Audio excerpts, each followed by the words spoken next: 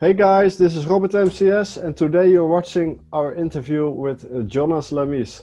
Jonas Lamis, the CEO and founder of StakerDAO, but also with the whole history by Tezos.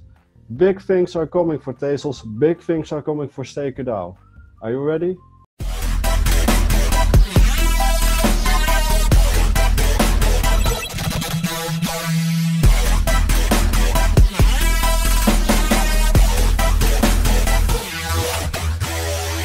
Hi guys, and thanks for tuning in again. And like you heard in the intro, today we've got Jonas. And Jonas, well, very welcome for first. And can you please introduce yourself a bit? Yes, hello there. Thank you for having me, Robert, on your channel here. My name is Jonas. Yeah, my name is Jonas Lamis, and I am the founder and CEO of a new crypto-based financial services provider called StakerDAO. And yes. So that's what we're going to talk about, StakerDAO. Yes. Maybe we'll talk a little bit about Tezos today as well. Absolutely. StakerDAO is built on Tezos. And I'll give you a little bit of background about myself, and then we can jump into it. Does that sound good? Yeah, for the record, because people like us, at some point, we get in touch with the cryptocurrencies with all different stories. So I'm curious how it all started. When was your first touch with cryptocurrencies? Yeah, totally. So my background is very entrepreneurial. I live in Palo Alto, California, which is where Stanford University is. It's in a suburb of San Francisco, so in the Bay Area. And over the last 20 years or so, I've been a part of a number of different venture-backed software companies. Not crypto-oriented per se, but these are kind of more like business-to-business, SaaS-hosted type of products, some of which have been successful, some of which haven't. But I've spent a lot of time understanding how to build and run startups, essentially. Yes. I had one company that was in the AI space that was acquired in the fall of 2016. And when right after that acquisition, I kind of poked my head up and looked around to see what was going on in the industry and what I'd missed. And what I discovered is that I had missed Ethereum. Oh, okay. So back in 2013, I had dabbled in Bitcoin a little bit. Coinbase had just launched as a company, and they had taken offices basically right next door to the company that I was in at that point in time. And so I bought a couple of Bitcoin through Coinbase back in 2013, but I didn't know anything about cryptocurrencies back then, and I kind of ignored it through my AI startup.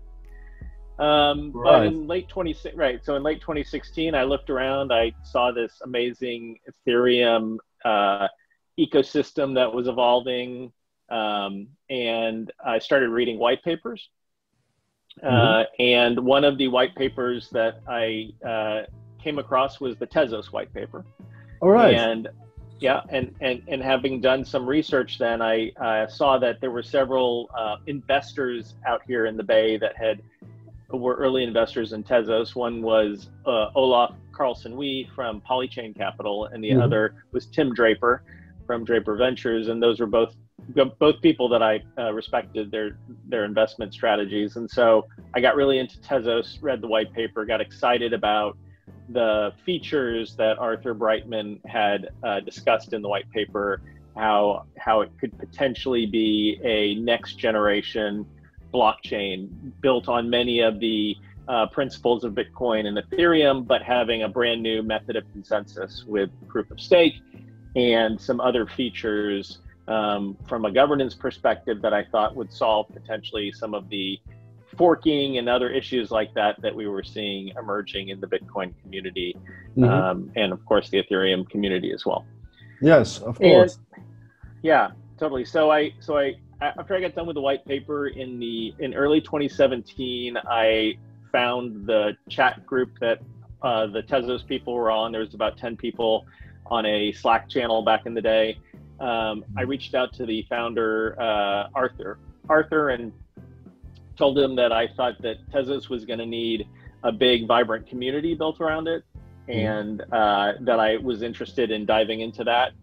And he said, I can't do justice with his French accent, but he basically said, hey, do whatever you want. This is a decentralized project, essentially. So I went off and launched a website called Tezos.community, which kind of became the first website where we had a discussion forum and people were kind of publicly talking about ideas related to Tezos. And I started doing some videos on YouTube about it and writing blog posts and things like that. Got really excited about the fundraiser that was coming up.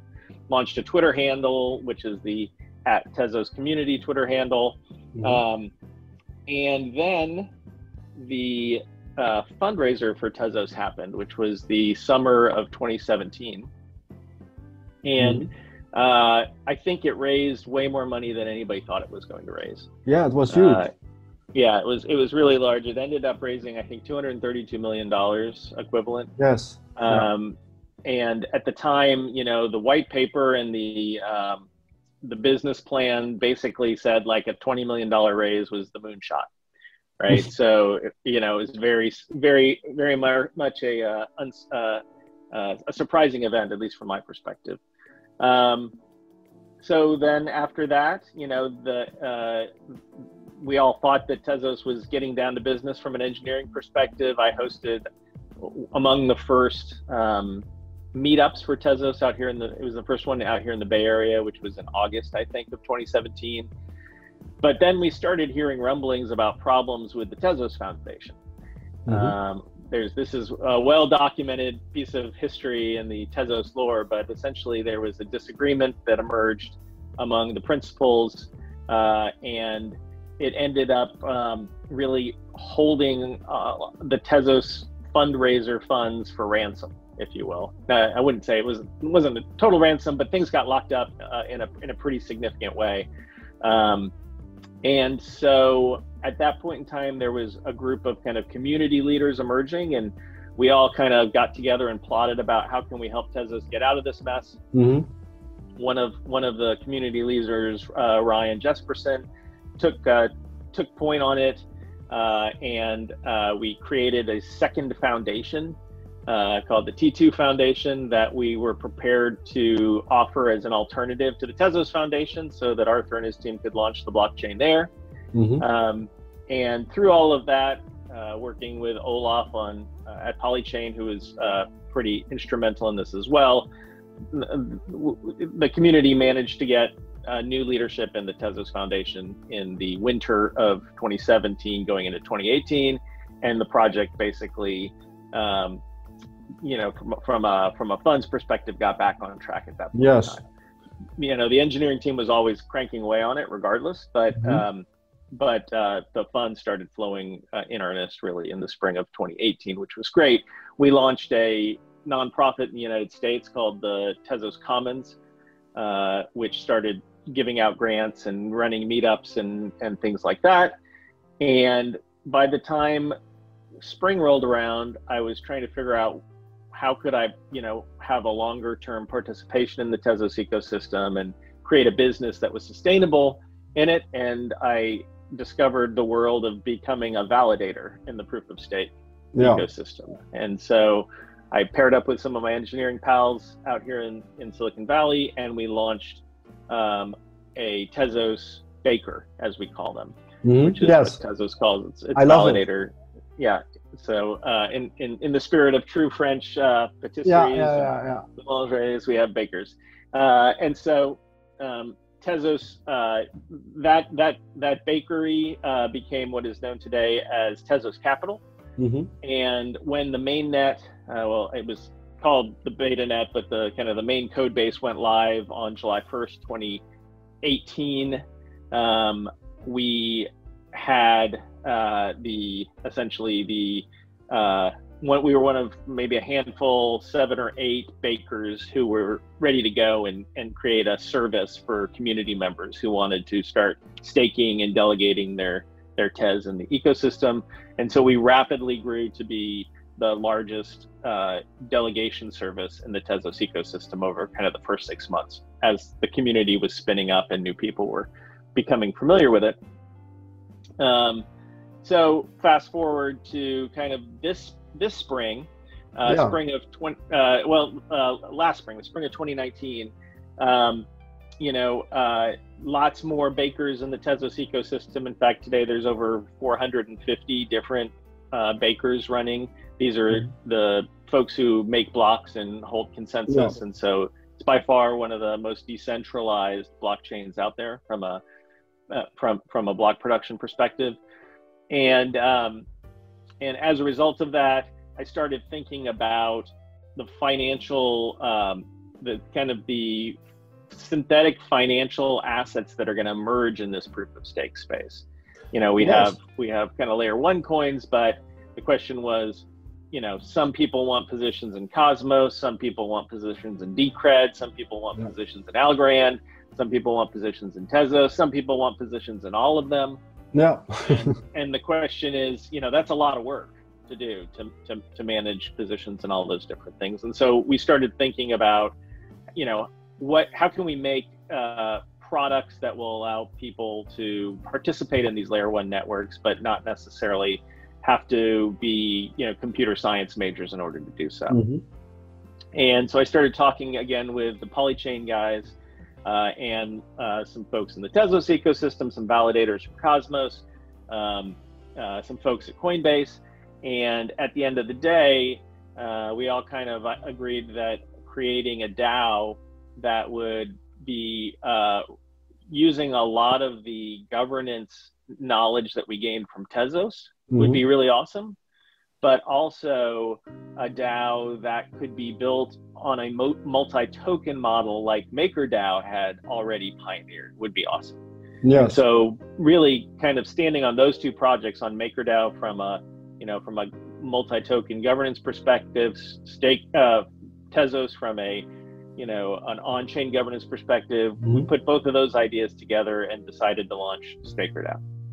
Yes, I saw it, and I saw also that you had like a product presentation back in October at the Coinbase headquarters, and there you started really to reach out to the world from, guys, this is our plan, we're going to begin.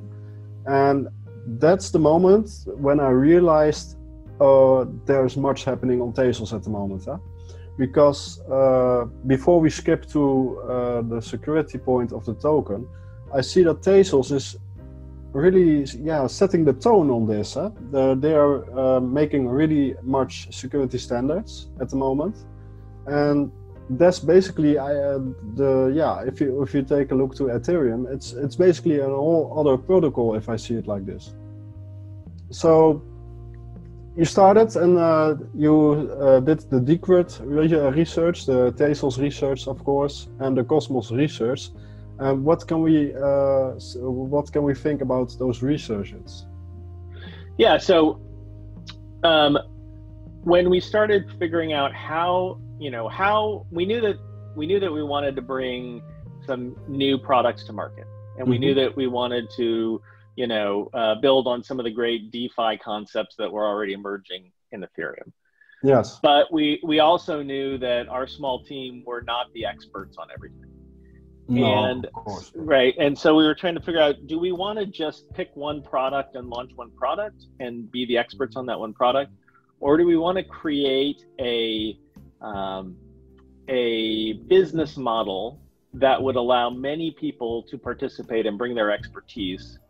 And by contributing that expertise, they could also help make the decisions about how the business moves forward. And if collectively that group makes good decisions, then they could be potentially rewarded with profit from those decisions that was being generated, right? And that's sort of a classic tale about how people are thinking about DAOs, or some of the DAOs today at least. And so naturally a DAO model made sense for us to research and to bring to market. And basing it on Tezos was a serious undertaking as well. There's a lot of new products and projects that are launching on Tezos these days, many of them in the security token space, as you mentioned. Yes. A lot of yes, billions and billions of dollars of real estate projects are starting to get tokenized on Tezos. I saw. But when we were thinking about this in 2019, there was not a lot of work already done in that space, at least not publicly available. So it was definitely a big decision to take. But because of our expertise in Tezos, and because we knew that it has been successful over the last almost 2 years in governing itself. It's had 3 successful on-chain upgrades that were done in a decentralized way through the governance mechanism. And as a result of that, we felt comfortable in it being a longer term platform that we could base a security-based DeFi product on. At the same time, and I would just also add a couple other key reasons why Tezos is interesting. It's got the best decentralized governance model. It has a really strong set of technologies based on OCaml, for example, for formal verification of smart contracts, which the kind of things that investment banks and hedge funds and rocket scientists want to see, to reduce the risk of bugs in their code over time. Yeah, right? Absolutely. And then it's hard to discount the Tezos Foundation as well, which, although is fairly quiet in the whole scheme of the crypto ecosystem, in fact, carries a very large stick in the sense that it has $1 billion plus of assets these days that it has under management from the fundraiser initially and from its share of Tezos. And it has a very professional set of leaders that have been put in place both in Switzerland and in New York with their affiliate, the Tocqueville Group, that are focused on the long-term success of the Tezos ecosystem, and long-term meaning decades of success for it. Yes. And so when you wrap all that together, it was kind of obvious to us that was probably the right platform to pick for running our governance model. Yeah, I couldn't say it more better than this. Like I mentioned earlier, I was a bit surprised when I saw what's really happening at Tezos, because for the people who know me, I'm living daily in the space, and then it came to me like boom, everything together from this is Tezos, and I felt a little bit awkward by it, but then I learned about StakerDAO. I've got a huge DeFi interest. Of course, the MakerDAO bell is the first one who is ranking here, but then I dived a little bit deeper in it. But now to the people who are watching and listening, to explain in the basic, what is exactly a DAO? Well, we have our version of what a DAO is, and in our version of a DAO, let's call it a for-profit DAO, right? So essentially, what we're building is our DAO token is called our Staker token, and it runs on Tezos, right? It's a security token using their kind of the current nomenclature that is held by investors. Yeah. And those investors participate in the governance of how the company moves forward. So if you are a Staker token holder, you are responsible for a couple key things. One is that you elect the Staker Council. And the Staker Council are the voting members of our on-chain governance process, right? And currently there are 5 Staker council members, and those 5 Staker council members hold 1-year terms. And so on an annual basis, all Staker token holders have an opportunity to elect new council members. Yes. Right.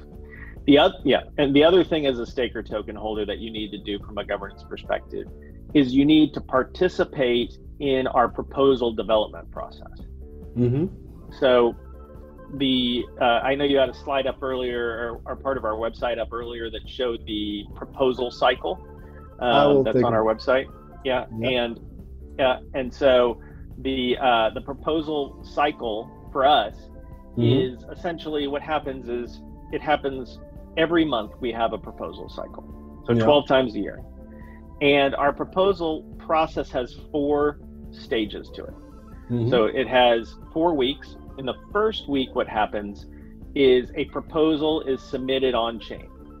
So in the prior months, Staker token holders are working with the operations team, and they're coming up with ideas for new products they want to launch or how they want to change existing products, things like that. Those get formalized into a proposal, and then that proposal is published on chain during the first week. During the second week, discussions happen between the token holders, the council, and the operations team to cover all of the elements of that proposal and make sure that the consensus is this is something we want to do informally. Yes. During the third week is when voting happens. And in the voting process is each of the 5 council members gets to cast a vote on chain using their council key that they hold. And a majority of council members will approve that proposal. Okay. And then in the fourth week, if a majority of council holders approve the proposal, then the operations team takes over here and they start implementation of what was proposed. All right, so that's basically the governance model. That's the governance model, yep. Yes, and then what is StakerDAO actually doing after that? So then the process is going to run. Then there is some type of business movement. What's going on? How we can see it for like the non-technical guys out there? Yeah, sure. So the question is, that sounds like a cool governance model, but what are you going to govern? Yeah. Right? Yeah, exactly. So the first product that StakerDAO intends to launch is actually going to be described and published on chain this week. So here we are at the beginning of February, right? Yeah. And we're going to be submitting the February proposal this week for everyone to see. And what that proposal is going to be is for a new synthetic token that we're calling the blend token. I read something about it. Yeah. Yes, and the blend token basically is what we're calling a tracker token, meaning it's not quite a stable coin, but it's tracking a basket of proof of stake tokens. Yes. So you could imagine, a basket that has some Tezos in it and some Cosmos in it and some Decred in it and some Algorand in it, for example. All 4 of the highest quality proof of stake networks out there per an algorithm that has been developed by the community on evaluating what a high quality network is. And all this will kind of be revealed in the proposal as it comes out on chain. And obviously those tokens are one of the cool things about proof of stake is those tokens are generating rewards, right? So validators are validating, rewards are being generated. And in this model for the blend token, what happens is that there's a basket of these proof of stake tokens that Staker holds, and that basket generates rewards, and then those rewards are used to buy back and burn these blend tokens from the blend token holders. Yeah. And so by doing that, you have a single token that you're holding, but it kind of tracks the value of the underlying network as it changes and as the rewards are generated for it by not by receiving a distribution, but instead by having it being deflationary. There's fewer of these blend tokens out there as this burn model happens. And so this will kind of all be more detailed in the proposal, but this blend token is really the first token that we're going to put through our governance process and then launch. All right, interesting. And now one clever thing, or you may consider it clever, but one of the things that we're doing with the blend token in particular is that it is going to be launched as an ERC20 token. Oh, that's a bit odd, a bit strange. Right. Even so, while we think Tezos is a great platform for governance, we also think Ethereum has a really vibrant and growing DeFi ecosystem. Absolutely true. Right? Yeah. And so we think it's possible over time that this blend token could become a primitive in the Ethereum DeFi ecosystem. Yeah, okay. Thinking like 2 steps forward. Yeah, exactly. Now, that's not to say that something like Blend won't also be available on Tezos. In fact, we're already thinking about the March proposal and how do we provide, atomic swaps for something between Ethereum and Tezos, for example. Those are all the cool kinds of things that could be on the roadmap in the future. And so, but right now what we're focused on is, now that we've got StakerDAO launched, now that the Staker token governance process has done its first full cycle and then run one governance process in January, now we're getting serious about the first economic product we're launching in February. We're going to announce in February through governance, and then it probably actually will launch in March. And then it's up to the token holders, the Staker token holders, really to decide what they want to do next after that. Yes, and for the fact that I missed it, that Blend token, how are people going to get in touch with the Blend token? Because you mentioned also the Staker token, but there are 2 different things. They are. Yeah. So the Blend token itself will most likely be done through a registered offering. It appears to be that it will be organized under a what we call a Reg S offering, meaning it will be available in certain jurisdictions, not in others. It will be sold to certain types of investors and not in others. It won't be generally available from an initial offering perspective. Yes, okay. So they will come at the market any day through first of the people who are you showing now, but then at the end in circulation. But then you've got the Staker token, and it's kind of the same, the same story. Yeah, the Staker token, while on the Blend side, people will buy it and hold it because they get an ability to basically participate in a synthetic version of the underlying proof of stake networks, right? There's not necessarily a profit element to that, right? No. That's just that above and beyond how you would do if you normally held the underlying tokens, essentially. Yes. But there is a profit motive over here on the Staker side, because the Staker process is actually going to charge a fee of the Blend token holders for managing that process for them, right? And that's why it's a security. That's right. And so that fee is going to, it flows over to the Staker token side, and also goes through a similar type of model, a buyback and burn model on the Staker token side. And so we want those Staker tokens to have an expectation of profit, and we want those tokens to be treated as securities. Right. And so, and so those will, as far as we can tell, how regulatory models work today, those will always be akin to owning a share in the company. Yes. And so, who knows what kind of markets will emerge for security tokens. I think there's a lot of companies aiming for security token exchanges these days. There's not a lot of stuff out there yet. There's a couple, T0 and a couple of others right now. But really, we think the Staker token holders today are in it for the long term. Most of them are either, they're either venture capital groups or qualified investors, family offices. And some people from the validator community are also individual angels who are participating.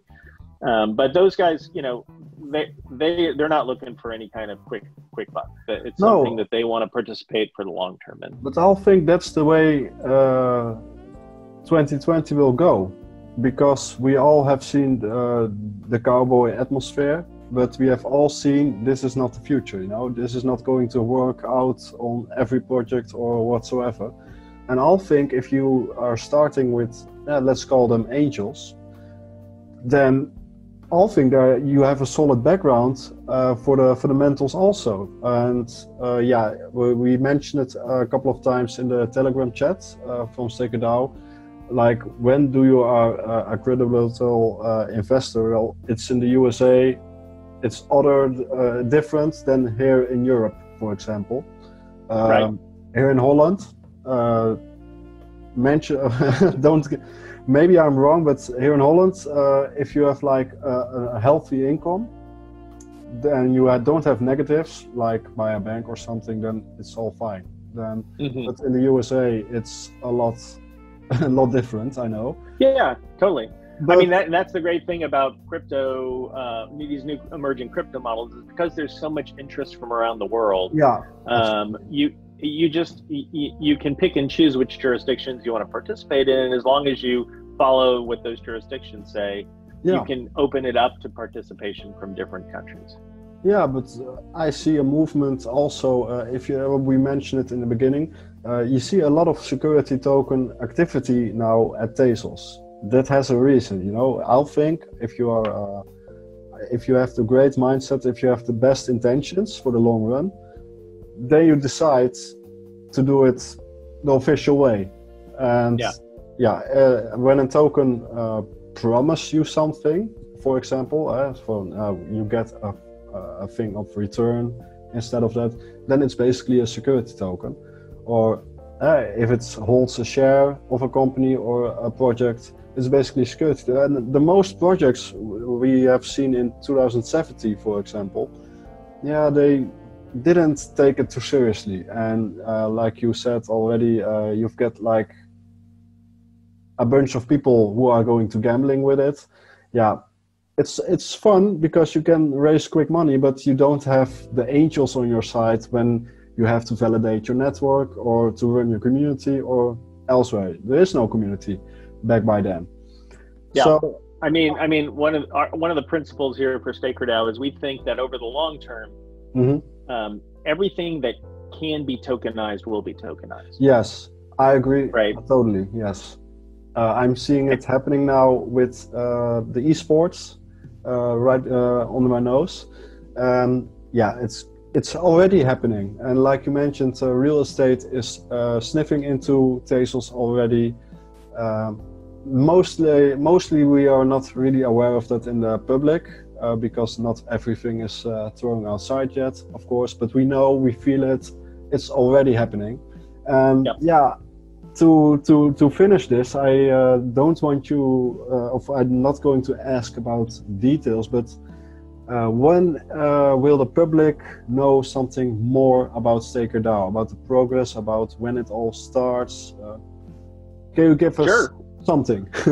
I mean, you know, we're trying to over deliver and under promise these days, I guess you'd say. But I see on your screen you have the our StakerDAO Agora page. Up right there. So if you, for example, if you click where it says 4 on that one, you just go back to, if you go back to that previous slide for just a second there.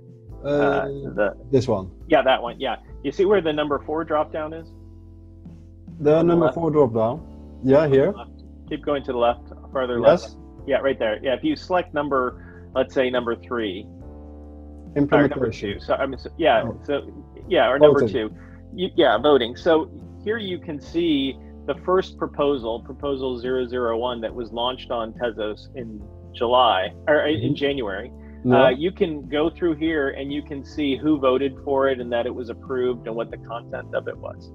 And so if you want to kind of really dig into StakerDAO, you can look at our Agora site, which is linked from our homepage, and you can follow along in what we're doing.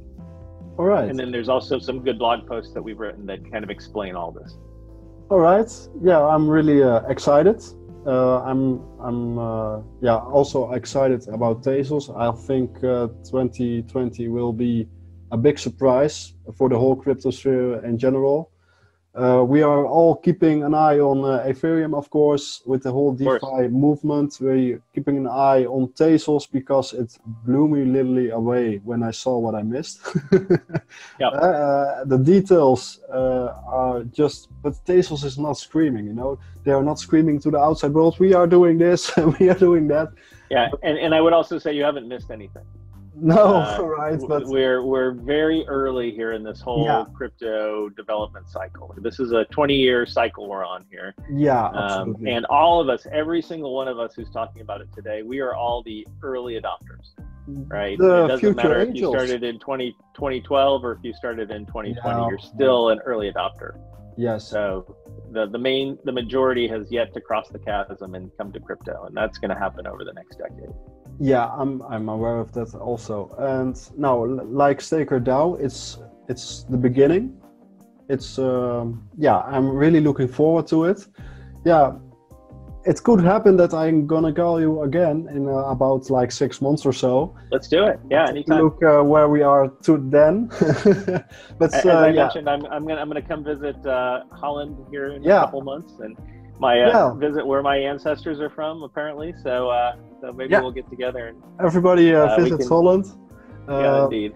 Mr. McAfee also said he come nearby Amsterdam sooner or later, so take cover. Yeah, indeed. Yeah, and just keep in touch. We keep in touch with you. We are already in your communities on Telegram, especially. Yeah. And let's enjoy the ride. Also for you and for the crew. Great. Enjoy the ride. Not only the hard work, but enjoy it also, because it's once in a lifetime that you're going to see that from the beginning. A movement like this, innovation like this. Yeah, we are all looking forward. Thank you for your time, Jonas. Great, Robert. And, thanks a lot for hosting these great videos. Yeah, let's see where we are in 6 months. Okay. Cheers.